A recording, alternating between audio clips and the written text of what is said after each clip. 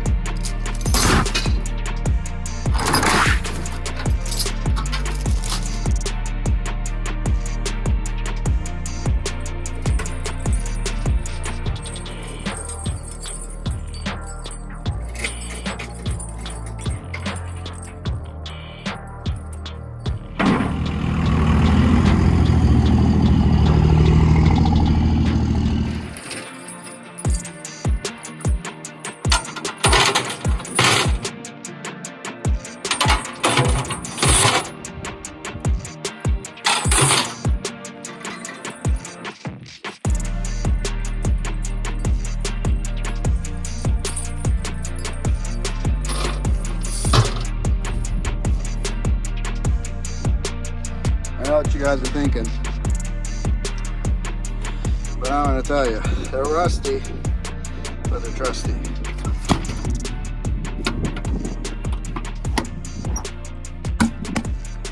Well, there it all is, right here in this pile.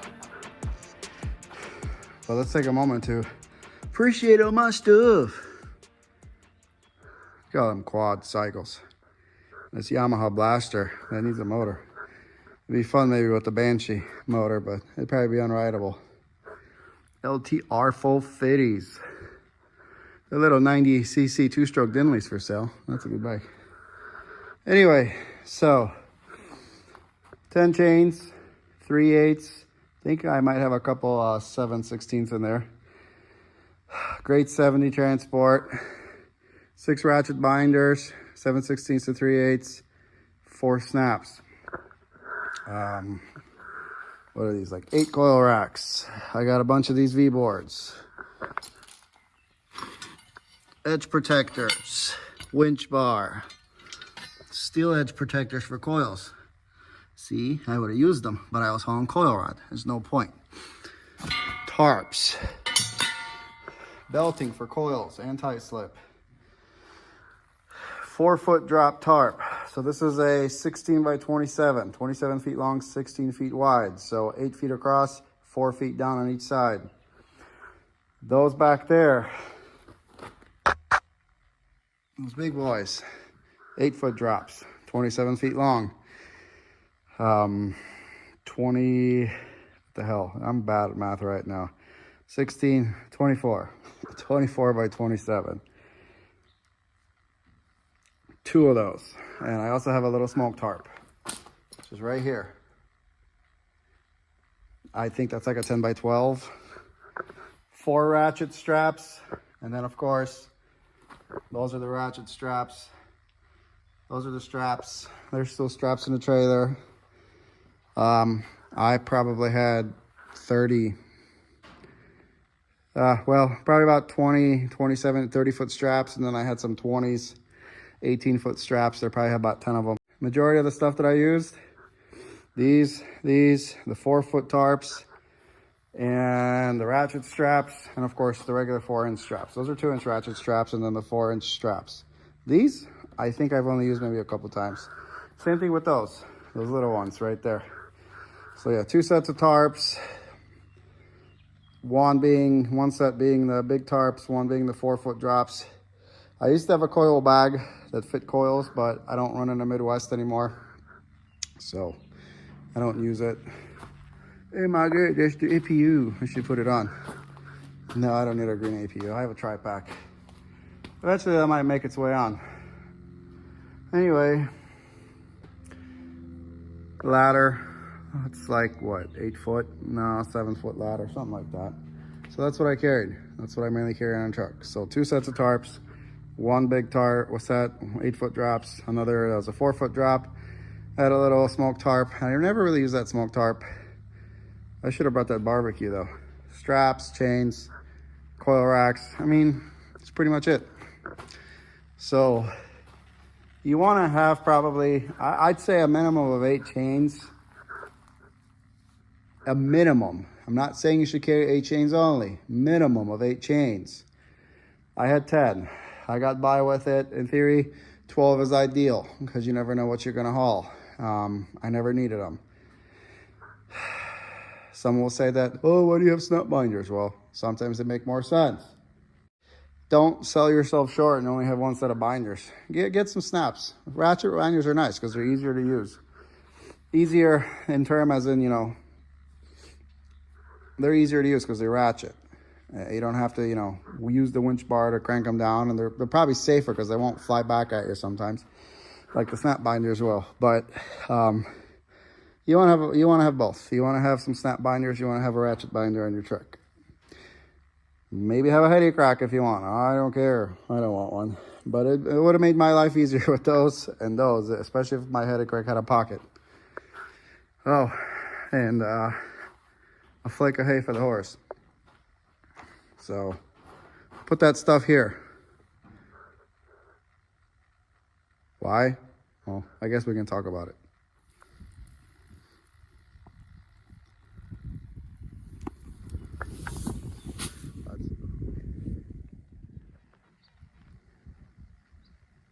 Well, so you guys are probably wondering why I clean all my stuff out of this trailer. Well, plain and simple. I sold it. The market sucks. I'm tired of spot market. I don't want to haul for $1.50 a mile out of here when my cost to operate is $1.05.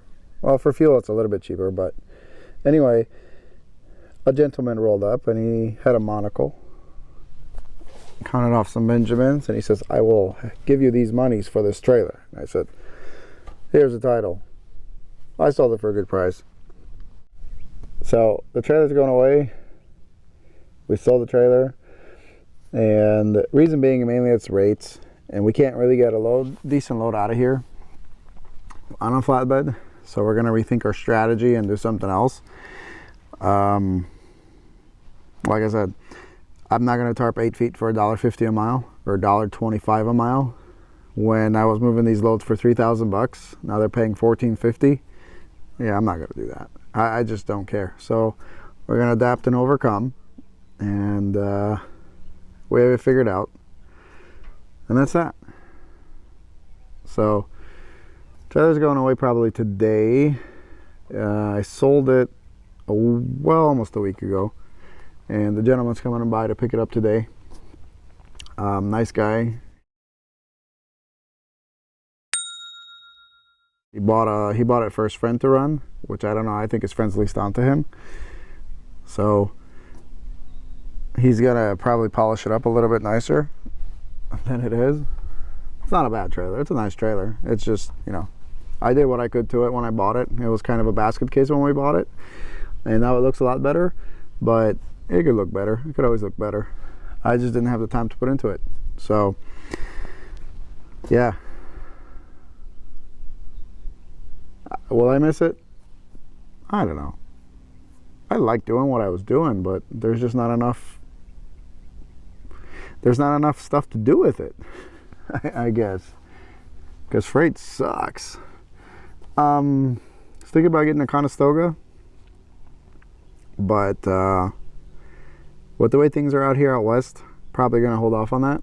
I was thinking about buying a second trailer and running the reefer, but I think we're gonna hold off on that too.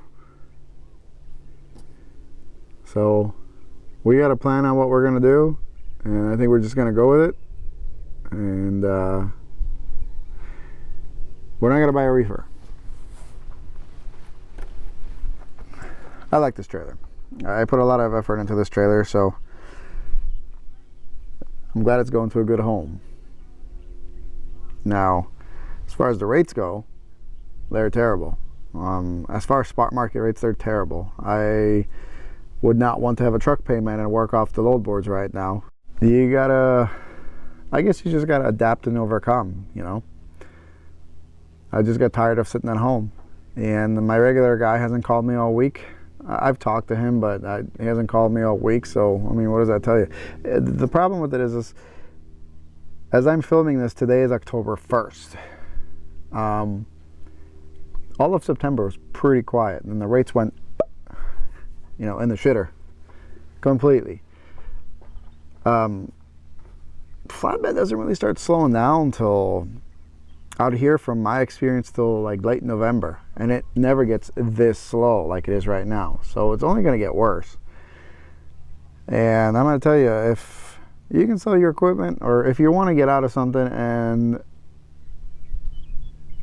you know, like for me, I didn't really need to get out of this, but if the opportunity is there where you could still sell something for a good amount of money compared to what you paid for it, might as well do it, because I don't think that's going to be around here next year. I don't think it's going to be the case. I think it's going to get to the point where guys are going to be giving equipment away for free. And it's like, well, I would have been stuck with this trailer. I don't care. I guess it just would have sat till I could get work for it again. It would have sat. That's not a problem. But if I can make money off of it, why not? Just let it go. Go buy another one down the line, you know?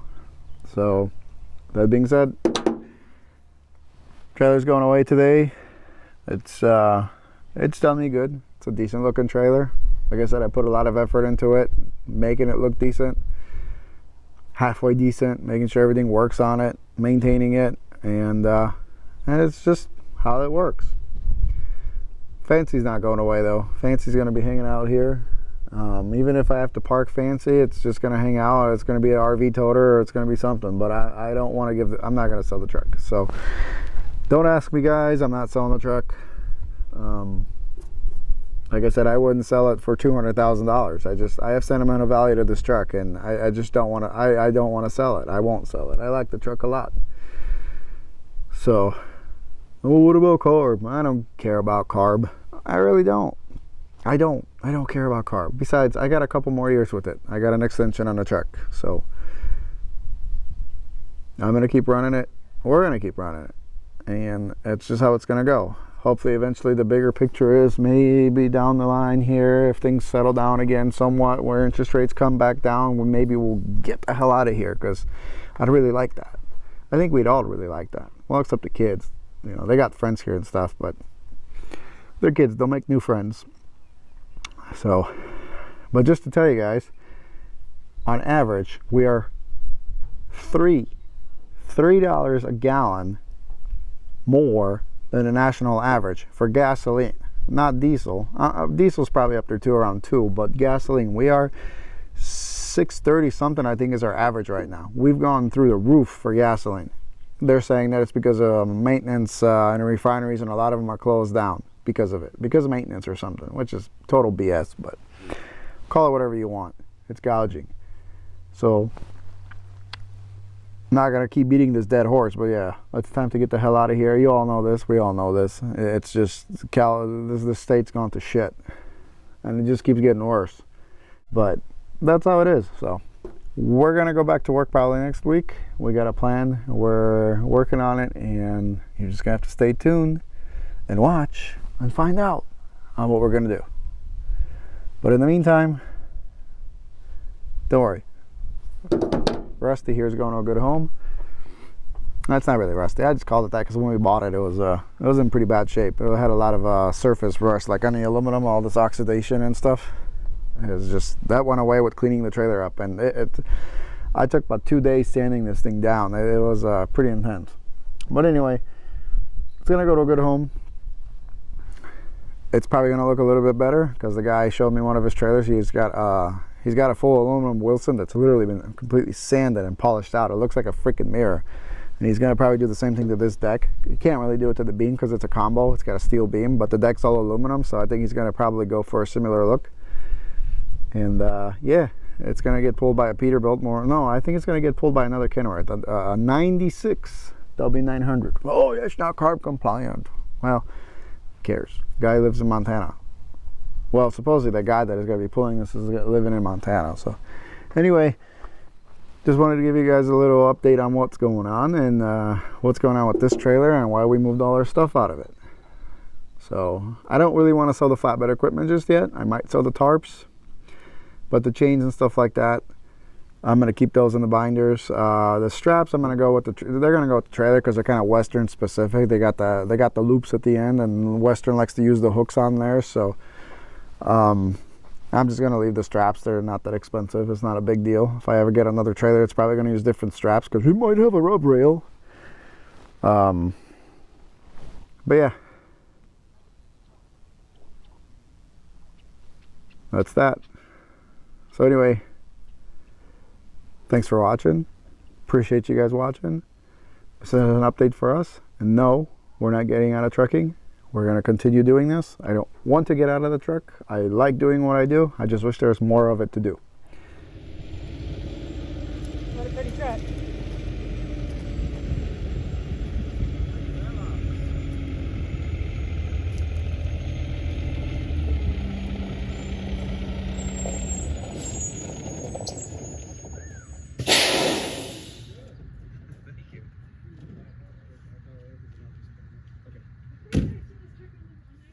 I always got literally every day, like we would run around in that all damn day. Yeah.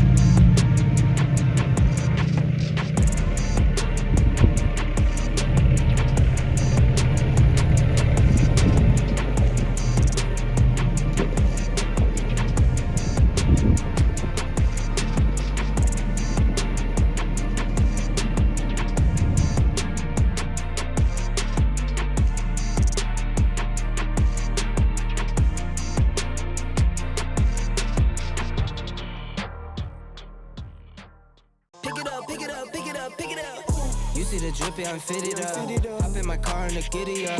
Secure the bag, yeah, I get the bus. Pick it up, pick it up, pick it up. You see the drip, yeah, I'm fitted up. Hop in my car and the giddy up. Secure the bag, yeah, I get the bus. Pick it up, pick it up, pick it up, pick it up. I've been on the flex since flex.